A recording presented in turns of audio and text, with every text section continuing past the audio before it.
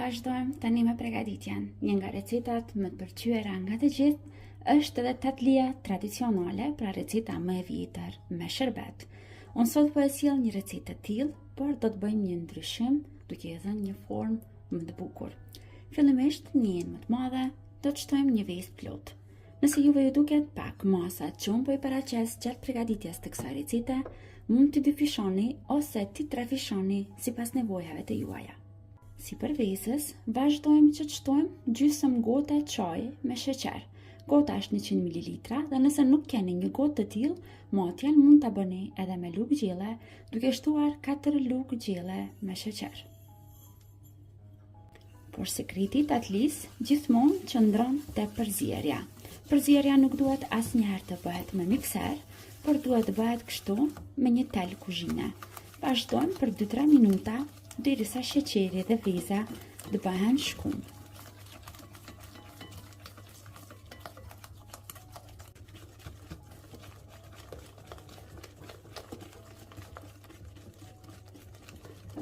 Pasi sigurohemi që i kemi përzier mirë dhe kemi fituar kështu një masë të mirë nga veza dhe sheqeri, vazhdojmë të shtojmë produktet e tjera. Vazhdojmë që ta shtojmë vajin, vaj shtojmë në të njëjtën sasi sa kemi shtuar edhe sheqer, gjysmë gote çaj me vaj, por nëse e matni me lugë gjelle, do t'ju merr pak më tepër, diku 5 deri në 6 lugë gjelle me vaj. Vazhdojmë përzijmë edhe një herë, edhe për 2-3 minuta tjera me tel kuzhine.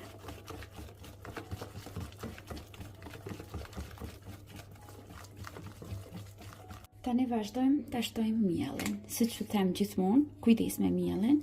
Do t'ju them përsëri sepse masat e miellit gjithmonë ndryshojnë.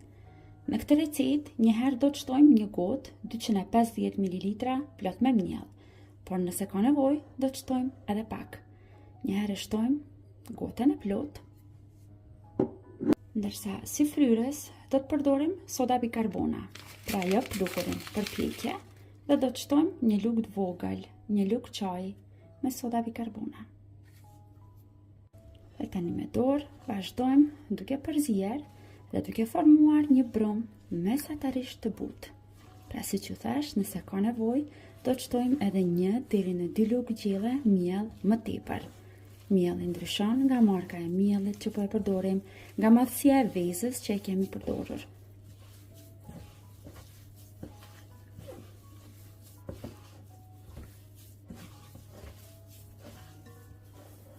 Unë do të shtoj vetëm edhe një lugë gjelle tjetër me miell dhe nuk do ta shtoj të gjithën, sepse brumi është pothuajse gati. Do të vazhdoj që ta nxjesh mirë dhe t'i japim formën tatlis.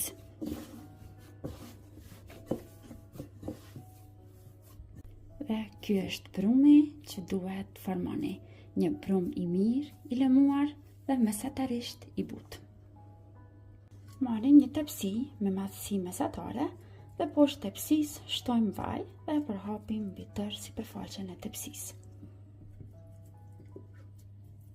Nga brumi i tatlisë ndajmë pjesë shumë të vogla dhe do t'ju japim kështu formën rrumbullake dhe vazhdojmë i rendisim në tepsi, por këtë radhë do t'ju japim formën e një luleje.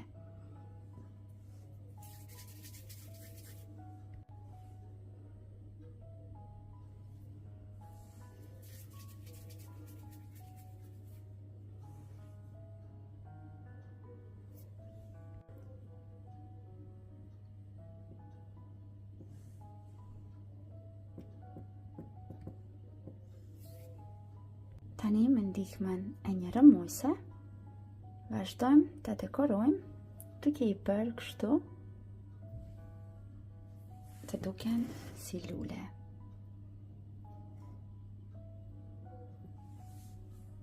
Vazhdojmë në të njëjtën mënyrë e përgatisim tërë brumin e mbetur të tatlisë. Pra një recetë tetë e lehtë për të gatuar, po ashtu dhe për t'ia dhënë formën, sepse nuk është fare e komplikuar, gjithçka që ju duhet është pak durim, derisa t'i bëni kështu, të gjitha në formë të vogël rrumbullake.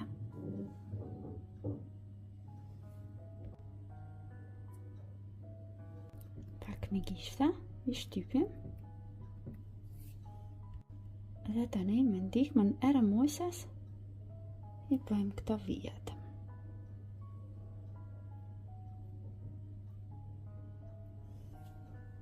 Dhe kështu duket tatlia, pasi kemi përfunduar me renditjen e të gjitha pjesëve në tepsi.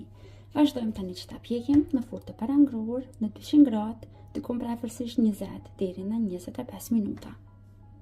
Për shërbetin e kësaj tatlie, do të përdorim një gotë të madhe, 250 ml, plot me sheqer, dhe vazhdojmë që ta shtojmë në njëjin më vogël. Në të njëjtën sasi, sa kemi shtuar sheqer, shtojmë edhe ujë, një gotë, 250 ml, plot me ujë e shtojmë sipër sheqerit. Përzije mirë dhe vendosim në zjerje, në zjarr mesatar për 10 minuta. Tatlia është gati, është pjekur, sapo e kam larguar nga fura, do të lejojmë që tatlia të ftofet diku për 10 deri në 15 minuta. Po ashtu dhe shërbeti është zier, është gati, edhe shërbeti është duke u ftofur. Tani shërbetin e vakët e shtojmë sipër tatlisë së vakët. Tani lejojmë që tatlia të pushojë dhe ta tërheqë shërbetin brenda, diku për afërsisht 20 deri në 30 minuta, pastaj lejojmë edhe gjysmë ore të ftofet në frigorifer, ta merr atë shijen e mirë dhe është e gatshme për ta shijuar. Si në çdo video recet, edhe në këtë video do ta bëj demonstrimin e recetës nga afër.